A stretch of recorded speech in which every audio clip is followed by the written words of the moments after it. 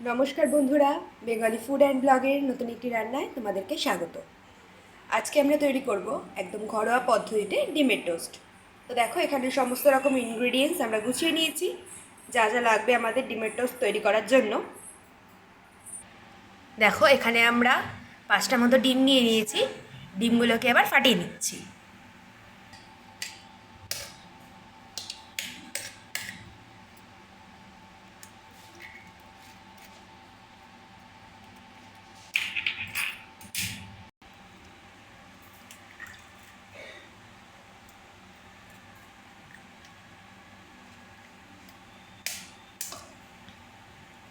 এক এক করে সমস্ত ডিমগুলোকে ফাটিয়ে নেব। দেখো, এখানে আমরা 5টা ডিম ফাটিয়ে নিয়েছি। এবার এর মধ্যে একটু পরিমাণ মতো হলুদ গুঁড়ো দিয়ে দিচ্ছি, শুকনো লঙ্কার গুঁড়ো, পরিমাণ মতো লবণ দিয়ে দিচ্ছি, পরিমাণ মতো গোলমরিচ দিয়ে দিচ্ছি। এখানে আমরা গোলমরিচটা দিয়ে দিয়েছি যাতে ডিমের আষ্টে গন্ধটা না লাগে। অনেকেরই কিন্তু এই ডিম টোস্টে ডিমের আষ্টে গন্ধ লাগে, তো সেই জন্যই গোলমরিচটা দেয়া। এবার সমস্তটাকে খুব ভালোভাবে ফাটিয়ে নেব।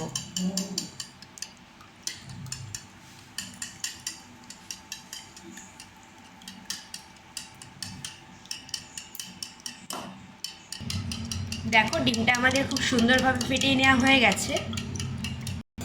দেখো, এদিকে আমরা আগে থেকেই কড়াইয়ে তেল দিয়ে কড়াইটা গরম বসিয়ে দিয়েছিলাম। তেলটা আমাদের গরম হচ্ছে। দেখো, তেলটা এখানে গরম হয়ে গেছে। এদিকে আমরা পাউরুটিটাকে ডিমের ব্যাটারে ভালো করে কোট করে নিয়ে এটাকে তেলে ছেড়ে দিচ্ছি।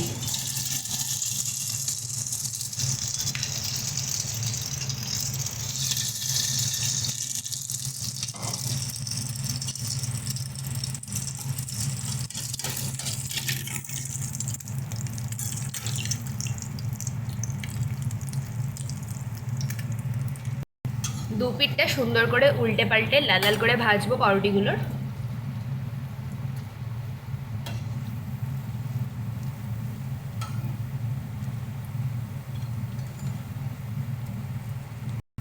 দেখো, দু পিঠটা কিন্তু উল্টে পাল্টে লাল লাল করে ভাজা হয়ে গেছে। এবার এগুলোকে তুলে নিচ্ছি।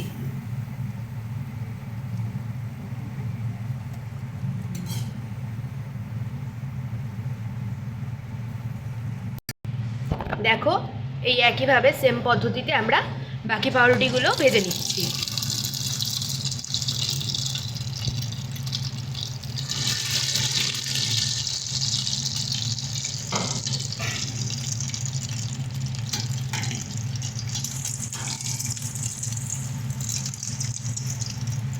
এগুলো কিন্তু ওল্টানোর সময় খুব সাবধানে আর আলতো হাতে ওল্টাবে, যেহেতু পাউরুটিটা ডিমে পড়ার পরে নরম হয়ে যায়। এমনি টাটকা পাউরুটি নরম থাকে, নয়তো কিন্তু ভেঙে যেতে পারে পাউরুটিটা। দেখো, সবাই কিন্তু এই স্যান্ডউইচ দেখো সবাই কিন্তু ডিমের টোস্ট আমরা দেখি যে কোয়ার্টার পাউরুটিতে করে। আমরা কিন্তু এটা স্লাইস পাউরুটিতে করেছি। কোয়ার্টার পাউরুটিতে আমরা দোকানে খেয়েই থাকি বা বাড়িতেও খেয়ে থাকি অনেক সময়। তো স্লাইস পাউরুটিতে তোমরা করে দেখবে, টেস্টটা কিন্তু একদম আলাদা হবে আর খেতেও একটু ভালো লাগবে। ওই পাউরুটিটা যেহেতু অনেকটা থিক হয় আর এটা একদম পাতলা। তো দেখো, কথা বলতে বলতে আমাদের এগুলো ভাজাও হয়ে গেছে। এগুলো এবার তুলে নিচ্ছি।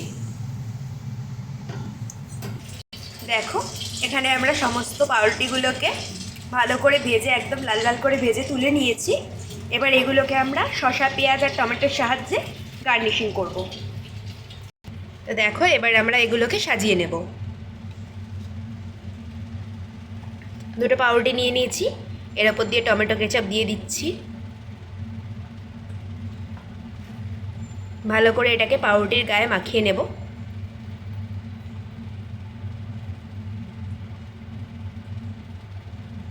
শসা দিয়ে দিচ্ছি ওপর দিয়ে।